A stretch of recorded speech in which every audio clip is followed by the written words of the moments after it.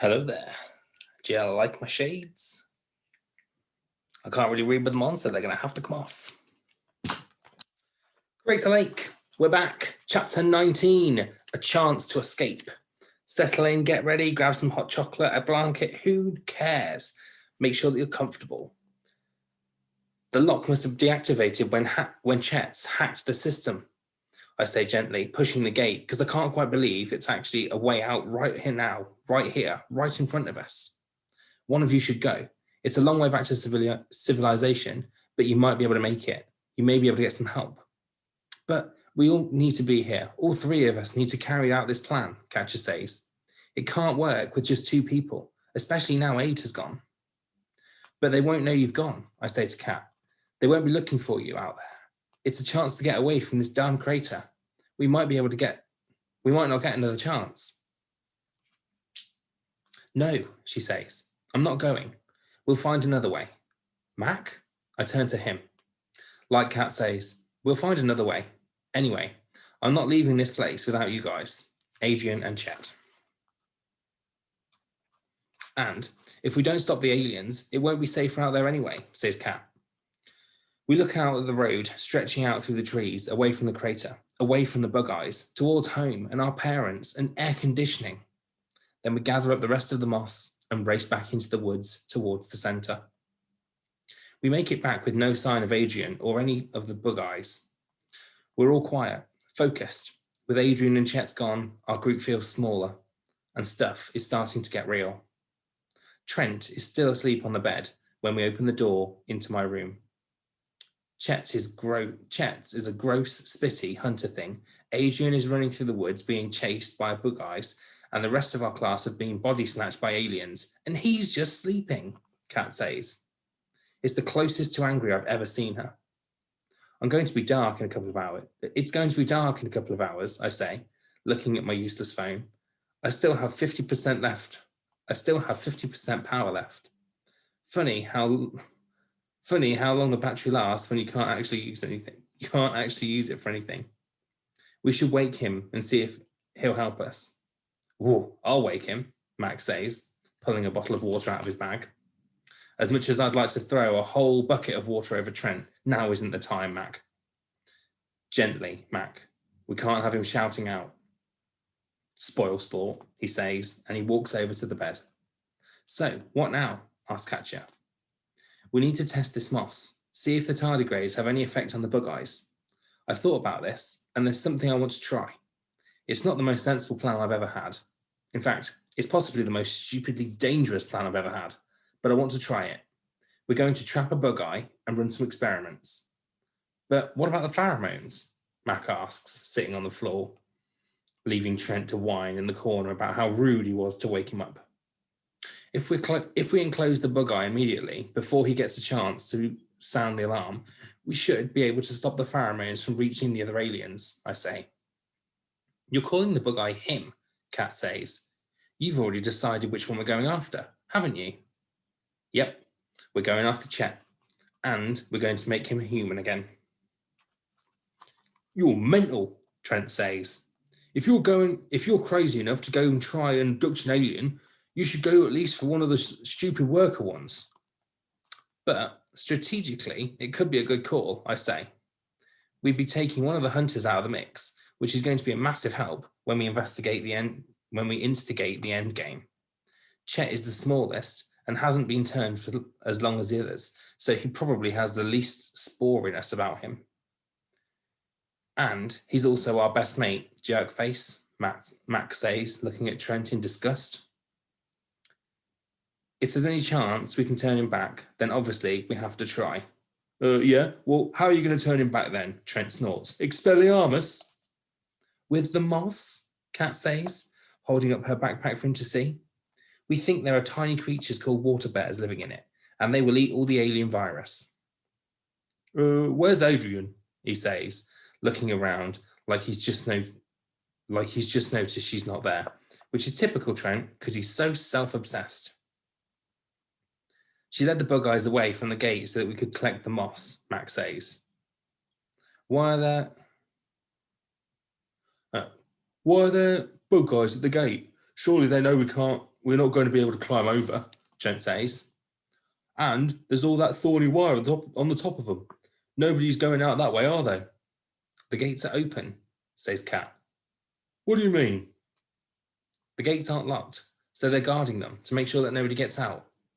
Hold up a bit, Trent says. Are you saying that the gates were open? They were open and you were there. The guards were gone and you didn't try to escape. There are more important things, I say. We're not leaving anyone behind. I knew you were all a bunch of weirdos, but this is a new level of idiotness. Trent tucks into a chocolate bar and laughs to himself. We all turn away and ignore him. So, how do we get Chet's? Kat says. From the security room window, Katja, Big Mac and I have a clear view across the lake. Pretty much all of the bug eyes are out there, disappearing into the tunnel they're digging and to channel the water from the lake, or operating the generator and pump. The lake is visibly shrinking now. We need to hurry. The hunters seem to have given up combing the woodland for us. Instead, they're circling the site, looking out into the trees, alert for any signs of life. It's like they know that once the lake has been drained, the spores will catch up with us anyway, so they're focusing all their efforts on the main act. Lucky for us, Digger, Hock and Chet are separate, spaced out around the circumference of the lake. I could be imagining it, or it could be my eyes going nuts due to lack of sleep, but they actually look a little bit different to me, especially Digger. He was big before, but it's like he's grown taller and broader, and he's slightly hunched over, like there's something up with his back. He's too far away to see properly, so I put it out of my mind and laser my thoughts onto our plan. All we have to do is draw Chet's away from him, away without him raising alarm. Easy, right? We make our way as stealthily as we can into the trees and through the woods to the area Chet is guarding. We take our positions. Adrian still hasn't returned, and Trent refused to help us with our, quote, suicide mission. So, it's just the three of us, but hopefully that's all we'll need. Mac, who apparently is an expert at Mac, who is apparently an expert in imitating bird noises, makes a low whistling sound. It sounds strange in the silence of the woods. The only wildlife we've heard since we got here has been the sound of insects. All the other birds and animals seem to have cleared out. Chet's head jerks up, and he scans the tree line. Mac whistles again. Chet moves towards the tree where Mac is hiding. This is Cat's signal to move. As Chet stalks closer to Mac's tree, a light thud comes from another tree further in. Cat has played her move perfectly, throwing a rock against a rotten trunk.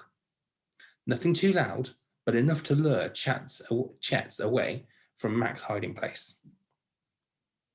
When Chet reaches the tree, he finds a sweet wrapper, but not just any sweet wrapper, a green Malwan stripe, which he knows is my favorite. We gradually move him through the trees, leaving a trail of noises and clues, Hansel and Gretel style.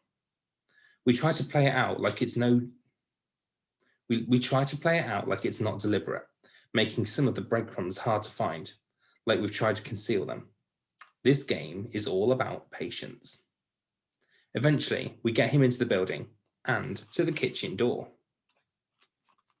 Chet doesn't hesitate, throwing the door open and making for the fridge. We've left the fridge door open a crack, and from where I'm hiding, I can see Chet's weird bug face light up as he realizes he's trapped us. He pulls the door open and peers inside. Big Mac and I are inside the fridge, our backs against the wall on either side of the door. Now! I shout. We both grab an arm and pull Chet into the fridge at the same time as Cat slams the door shut from the outside and locks it. Chet struggles. He starts pulling his head back and making that god-awful gurgling noise. But Mac and I are prepared. We swap our shorts for trousers and put hoodies over our t-shirts. Our hoods are up and pulled tightly around our faces so that only our eyes are exposed.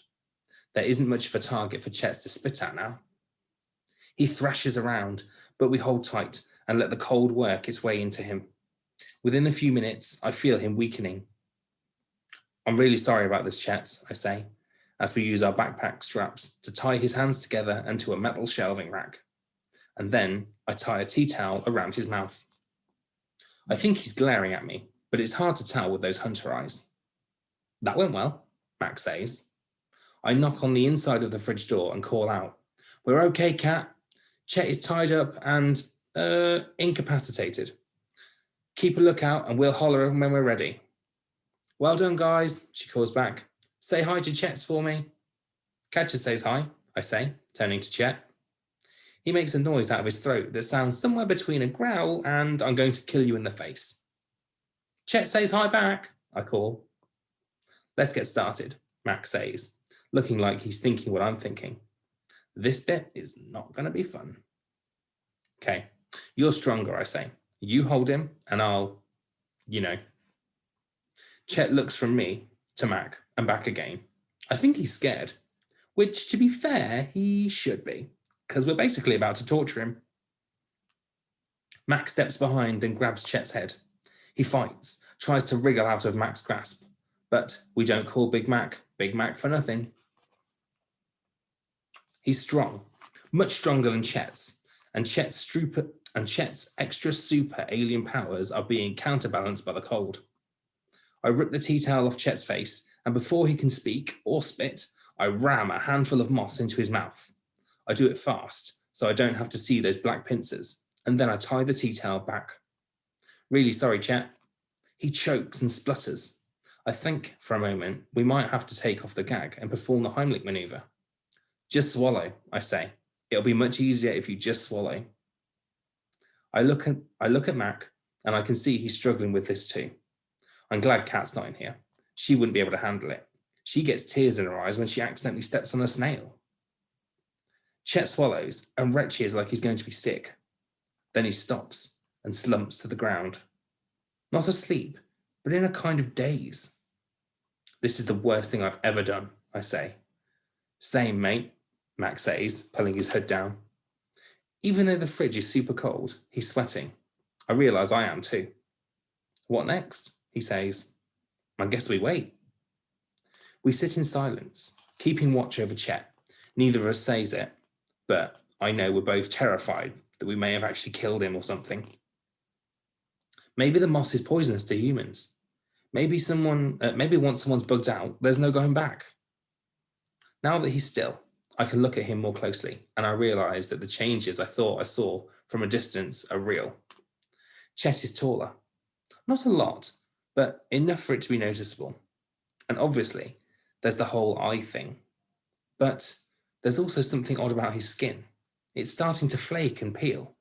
I don't think it's sunburn. He suddenly twitches, taking us by surprise.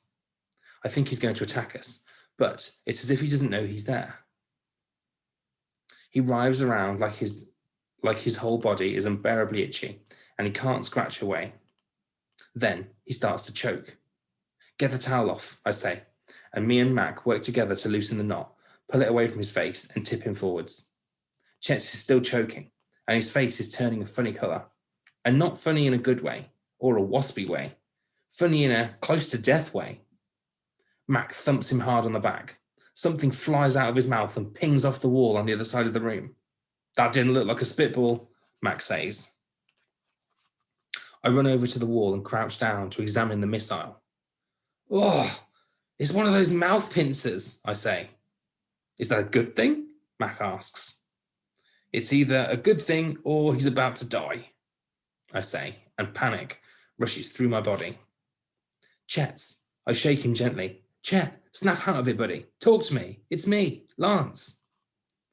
"Look at his eyes," Mac says, jiggling around with excitement.